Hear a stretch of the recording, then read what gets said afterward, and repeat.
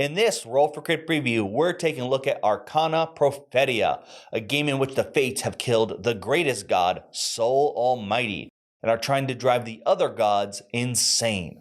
Only the last sovereign has a chance to stop the Fates and hold off the apocalypse. In this head-to-head game, you will take on the roles of either the Fate and the Sovereign, and you will decide what the fate of the world is through these tarot cards. Will you bring an end to the world, or will you be its last hope?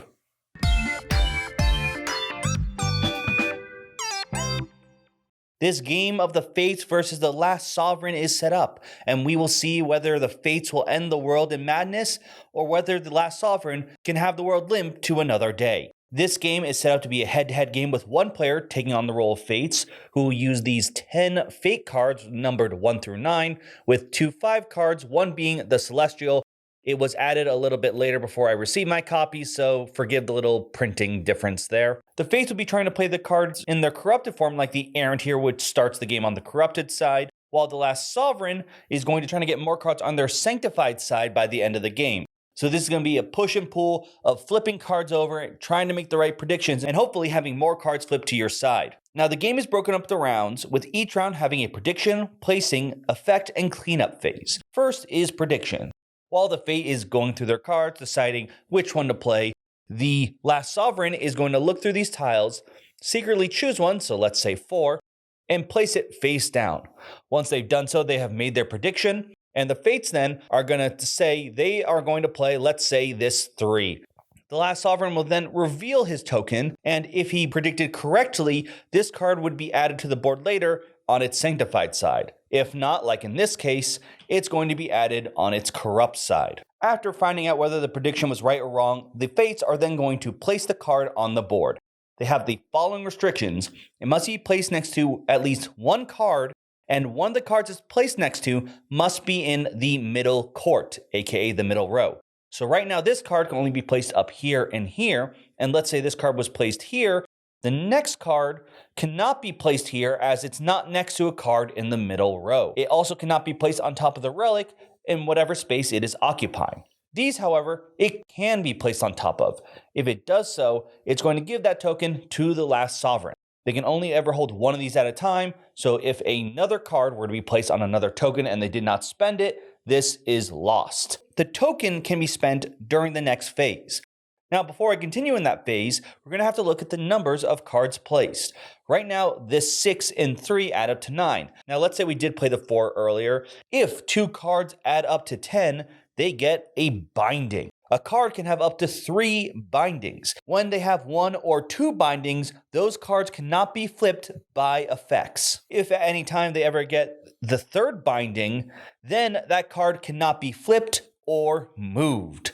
In essence, locking them into what side and placement they are at the end of the game. If this card were to be moved by another effect, any bindings on the cards break outside of if they have 3 bindings, and then you check again to see if any new bindings would be placed with new neighboring cards. But once you play the original card, you're then going to go to the effect phase. Now, what effects are triggered will change depending on the prediction.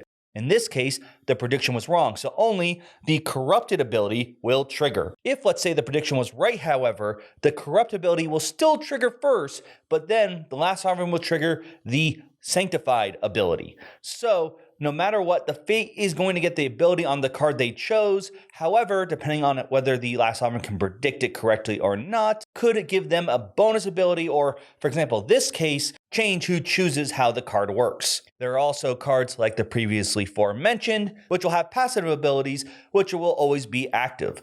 By the way, regardless of which side the card is showing, the text is the same, letting you know what that card does regardless of which side it's on. After this, the player can remove a sigil if they have one, and this allows them either sanctify a card, so taking a corrupted card, flipping it face up, you cannot sanctify an already sanctified card, or moving a card, another way for you to get rid of those pesky bindings. Next, we enter the cleanup phase. First, you're going to see if any cards now add up to 10.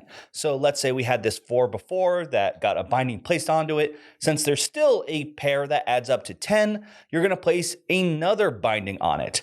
which, if they already had 2, would cause the third binding to be placed, locking both of those cards in, making it so neither card can move or flip. Then, the last sovereign is going to move the relic token.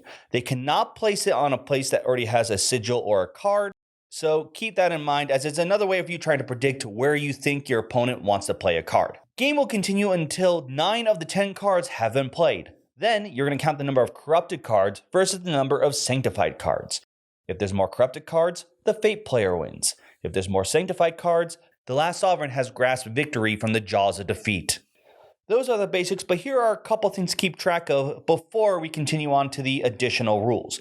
First off, let's say that chain was not there. Some of the passives will trigger at the end of game, so before you start counting, make sure you read all the cards in case something would trigger during this final moments. Second, there are plenty of ways for cards to move around and or flip. Should a card flip, you're going to treat it as if it was just played, triggering effects on the card. Now, when it comes to flipping cards, there are 3 ways you may be instructed to flip it. One is very simple in terms of just flipping the card. That will do exactly as it sounds, just changing it to its other side. The other way is either corrupting or sanctifying the card. Each word implies flipping it to a specific side, corrupting, flipping it to its corrupted side, and sanctifying it, flipping it to its sanctified side. You can't target a card that is already corrupted or sanctified with that action. If a card does flip from either being corrupted or sanctified, it will be treated as if it's played, meaning you will trigger the effects on the card again. Finally though, let's get on to the additional rules you can add in once you've learned the game. First, there are the Faces of Fate. Fate will choose one of these cards before anything else in the game, as it will change how the game is played depending on which card they choose, and it's not simply a bonus for them. It could make things just more challenging or difficult, or just change the way that you expect the game to play. After they've chosen a face, the last sovereign is going to actually choose one of these cards. The back are all the same, but the other side gives them the Arch Sigil power.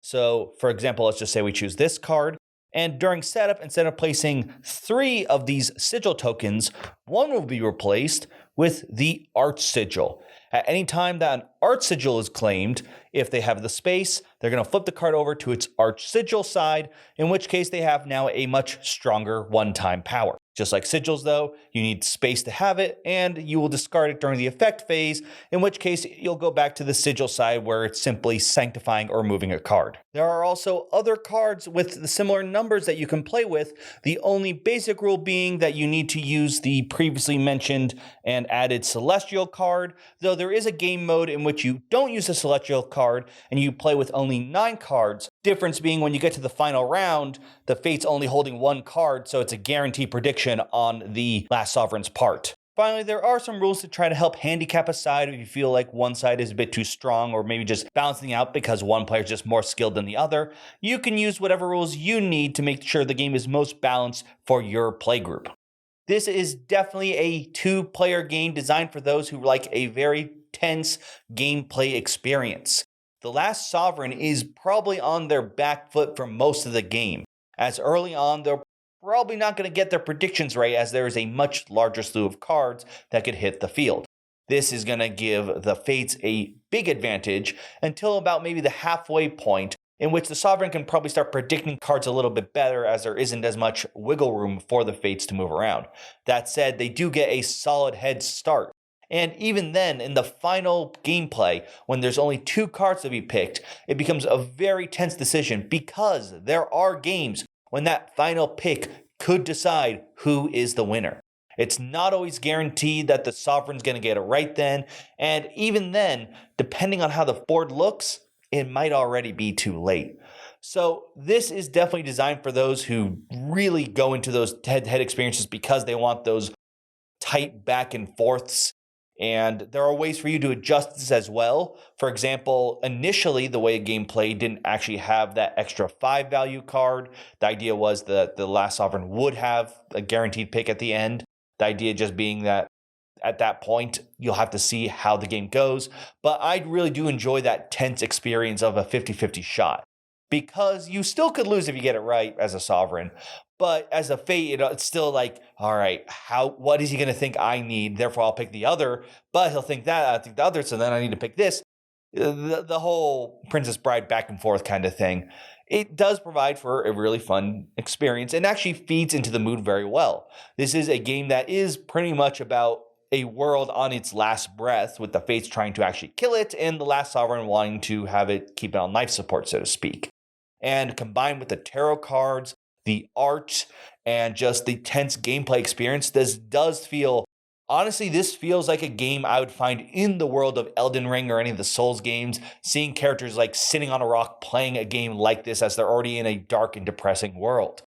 This fits in with there, as the gameplay and the aesthetics also fit very well. So if that also is your jam, that kind of aesthetic, this is definitely one you should take a look at as well, because it's going to fit all those really well with the fun little story of the lore, just the tense gameplay of always keeping you on your toes, and of course the tarot cards are just really cool. And with the customizability, I feel like that really does help if you are maybe like me and not very good at predicting opponents' moves. Then you can adjust it to maybe push some things a bit more in your favor.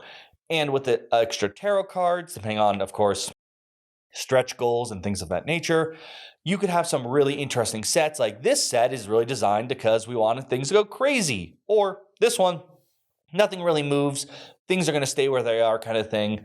So it really does feel like it can be crafted for the kind of experience you want, while also keeping things just the spirit of that tense, dark, and underdog moment for the Sovereign. You can back it right now. I'll have a link down below for the crowdfunding project, and let me know your thoughts on this. Is this the kind of game that appeals to you? Is it the mechanics? Is it the artwork? Let me know in the comments down below. I'd love to hear your thoughts. But until then, I'm Will, and this has been a Roll for Crit preview.